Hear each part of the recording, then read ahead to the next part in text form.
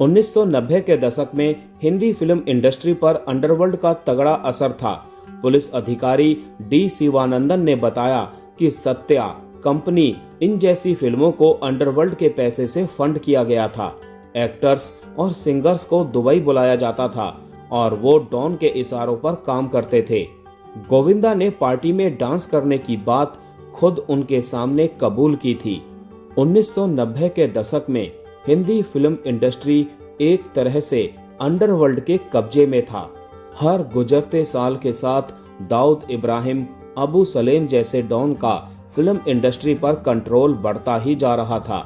Film makers, singers और actors इनके इशारों पर काम करने को मजबूर थे। उस वक्त सत्या और कंपनी जैसी कई फिल्में भी अंडरवर्ल्ड की दुनिया पर बनी, लेकिन उस वक्त के top police officer D Sivanandan का कहना है कि ये फिल्में भी अंडरवर्ल्ड के पैसों से बनाई गई थी। ANI से बातचीत में शिवानंदन, जो 1998 से 2001 तक मुंबई के जॉइंट CP क्राइम थे, उन्होंने बताया कि Satya, company, daddy, shoot out at Wadala और शूट आउट एट लोखंडवाला जैसी फिल्में गैंगस्टर्स की इमेज को अच्छा दिखाने के लिए बनाई गई थी। उन्होंने कहा कि इन फिल्मों को उन्होंने ही फंड किया था। उन्होंने ये भी बताया कि 1970 के दशक की कुछ फिल्में जैसे दीवार और मुकद्दर का सिकंदर भी अंडरवर्ल्ड के पैसों से ही बनी थी। 1990 के दशक की बात करते हुए शिवानंदन ने कहा कि क्योंकि फिल्में अंडरवर्ल्ड से फंड होती थी, इसीलिए उन पर पूरा कंट्रोल उन्हीं लोगों का था। शिवानंदन ने आगे बताया कि दाऊद इब्राहिम किसी भी फिल्म एक्ट्रेस को दुबई बुला सकता था, उन्हें तोहफे देता और वापस भेज देता था।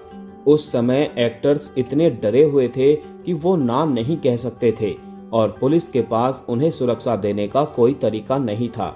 उनके पास मना करने का कोई ऑप्शन नहीं था और हमारे पास उन्हें बचाने का कोई साधन नहीं था। हम मानते हैं कि हमने उनके खिलाफ कोई कार्यवाही नहीं की, लेकिन इसकी वजह थी। शिवानंदन ने आगे बताया कि गोविंदा ने खुद स्वीकार किया था, हम क्या करें, जाकर नाच के आए हैं। फिल्म मेकर्स जान के डर में जी रहे थे और उन्हें लगता था कि अगर उन्होंने बात नहीं मानी तो उन्हें मार दिया जाएगा। वो बोले, याद है गुलशन कुमार, टी सीरीज के फाउंडर गुलशन कुमार की दिन दहाड़े हत्या कर दी गई थी और उसके पीछे भी अंडरवर्ल्ड का ही तो हाथ था।